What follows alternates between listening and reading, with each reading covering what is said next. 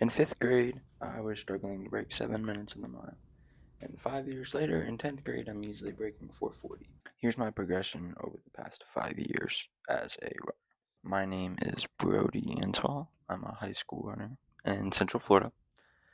And I started running roughly in 5th grade. To be honest, I didn't even know there was a cross country team in elementary school until 5th grade, so I decided to join. I was alright, nothing special.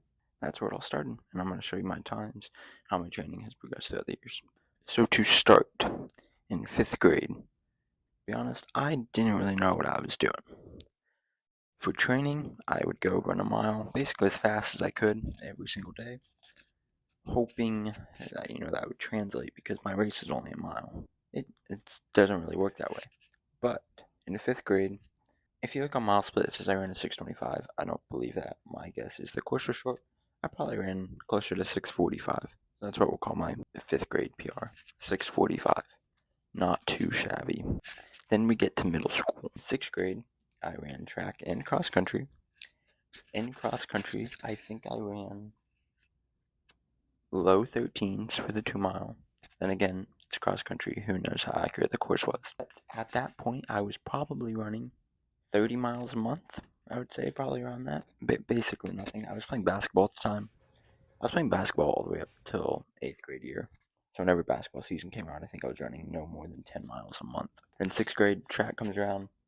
I think I ran 3:11 in the 800, 6 flat for the 1600. Don't know how those equate. Couldn't tell you. That's where I started to like the sport. Now we go into 7th grade.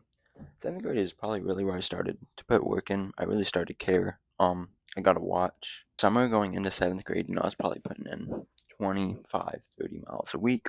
And I got COVID before cross country season. Yeah, I think I ran like 14 minutes for the 2 mile post COVID. Not good at all. Yeah, COVID is bad. I would say after cross country season, then once track came, I was really, really locked in. I think I ran 5:30 in the mile, maybe like 2:30 or 2:35 in the 800. Again, not great. Still getting whipped in my county because it's Central Florida.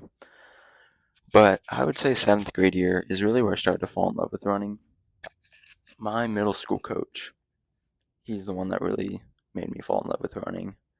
Just explaining the science of it and explaining how if you just work, you're going to get better. And so I would say after 7th grade year is really where I started setting some big goals. And again, it's middle school. I started taking it pretty seriously. Going into 8th grade year, cross country went well. I think I ran 11:27 in the 2 mile, and then 11:02 in the 3K at States, which again, it's cross country. Who knows how accurate it is. I think I got second at States in middle school for the club section, but yeah, it's not bad. Then track season comes. I remember going into track season, I was like, I'm going to set some really big goals. And this is where I really started falling in love with just setting huge goals. And all season, pretty bad. At this point, I was probably running 30 miles, 25, 30 miles a week, yeah. I remember I ran 5 flat, 0.6 seconds at my last meet in the 1600. I was so close. And so, I almost got my goal. I set a county record in the 800, and I ran like 213 high.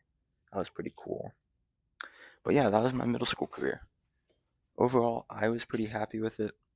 I thought I did some really cool things going from 6th grade to 8th grade. There was kids that, when I was in 6th grade, they would absolutely whip me, and by the time I got to 8th grade, I made up a lot of ground, and I showed them you just gotta work hard. That was middle school. Now we get into high school. High school is where I just went all. I quit basketball. Out of middle school, my PRs were faster than basically every single person on my high school team. High school, I feel like I not only got faster, but I kind of pulled our team together, and we actually ended up being pretty good. So freshman year, I would say going into freshman year, I was probably averaging 35 miles a week. Putting in some pretty good mileage. I think I opened the season in like a 17:30, showing I was pretty fit coming in. And I think that was like the fastest freshman opener at our school ever, which that's pretty cool. And then that season, I think I progressed down to a 17.26. No progression at all. I believe I got sick that season, and this is kind of where the trend that starts of like, you'll see every season there's like chronic overtraining, which led to me not really progressing throughout the season at all. So cross country was good. Didn't make it out of regionals, but hey, not too bad.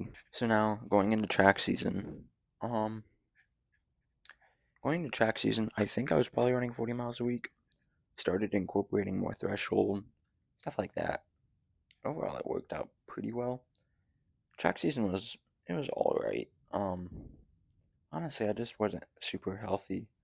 I think I got sick again. Probably dealt with some like minor shin splint stuff.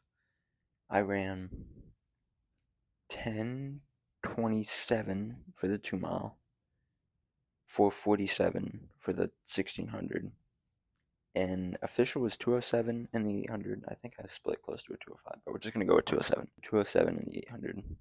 Not too bad. I was probably most happy with that one. So now, summer going into 10th grade year.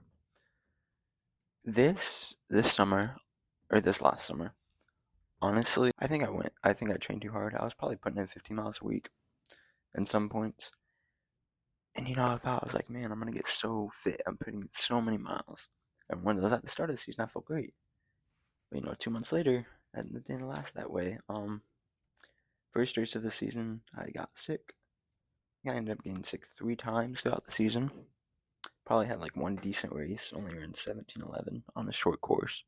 Yeah, not great. I was kind of in the cycle. I'd train really hard, I would get fit, I'd be having some great workouts, and right before the race, I would get sick. And I think it just ended up just being like chronic overtraining. We're running in the heat. I had school. I was taking AP classes. I was just so tired. Going into track season, honestly, I had some really good momentum. I just had some great training going into track season. After that, I'm pretty sure I got the flu, and so coming back from training was really hard. But once I got back in a groove, I was doing really good. I started prioritizing like just straight speed work 1 time a week, and then a threshold day 1 time a week, and just a lot of easy runs. And honestly, it worked. Going into track season, I was really confident. I ran a 4:37, or so here. I opened the season with a 4:40, and I ended the season with a 4:37. There was basically no progression. I ended up splitting a 2:01 800, and then my officials a 2:02, which that I think is my best event. I also ran a 52-second 400, which I don't know where that came from, but yeah, pretty cool. 1600, is pretty good. I thought I should have been running closer to 4:30, but then again, toward the end of the season, I had to take some time off for shin splints, and I got sick. So those are my current PRs. 17:11 in the 5K, 4:37, the 1600, and 2:02 in the 800.